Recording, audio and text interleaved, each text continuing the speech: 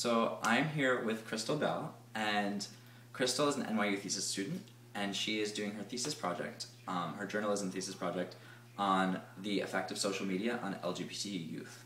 So Crystal has come to us at Outspoken to interview us for her project, and today we are turning the tables on her a little bit and asking her a few questions about her project.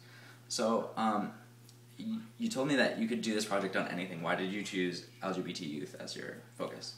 That's a really great question because it actually took me a while to get there. I dabbled in different ideas, but around this process, September, October, November, was just around that string of LGBT-related suicides.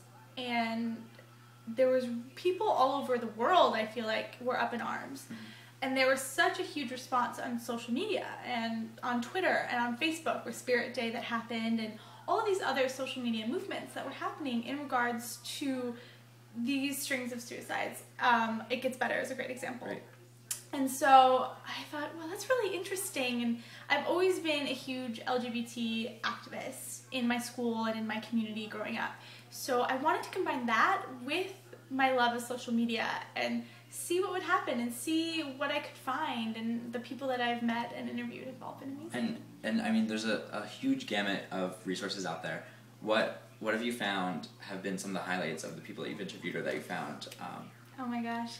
It's been really great because the most amazing thing about social media users is that it's people in my generation and young people who are in their early 20s, who are utilizing social media, even their late teens, to create this effect, this awareness for the LGBT community. And through that, I've met amazing people. There's this gay fraternity at NYU who I just love, and they're great. They are great. Yeah.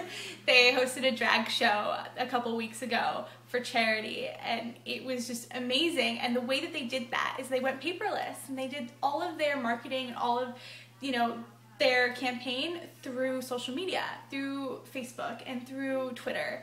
And I think that has been the most amazing thing, is to seeing how these young groups, who don't have money, social media is free. You can use it to campaign for anything and not spend any money. Absolutely. And meeting them has been amazing. And they recently just spawned a whole other youth social media site. They're called Born Like This. And it's when I see what they're doing, and they're my age, and to see them create this site and completely market it towards LGBT youth and social awareness, that is why I think my project is so important, because I want to help them get noticed, because I think what they're doing and their cause is amazing. Just like with you guys and how I found you guys through, you guys are a group that are utilizing social media in a slightly different way, but it's still the same. And that's been probably the most amazing thing, is to see how all these different groups utilize. Do you feel like you've learned things?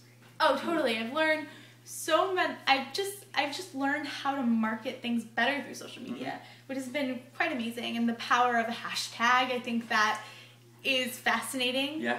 If you want someone to read your tweet, you have to know how to tweet it appropriately. So hashtagging, @replying. But I think in the bigger spectrum, what's been the most satisfying for me is to just see and hear everyone's different stories. Everyone has their own different, way in which they utilize social media. And for a lot of LGBT youth, it has a lot to do with their identity and who they were and growing up and what it was like for them and the places and sites that they turned to, whether it be MySpace or Facebook or LiveJournal or any sort of social media site, and how they utilized it to make those communities. I think those online communities are so important, especially for LGBT teens who don't know who to turn to. Exactly.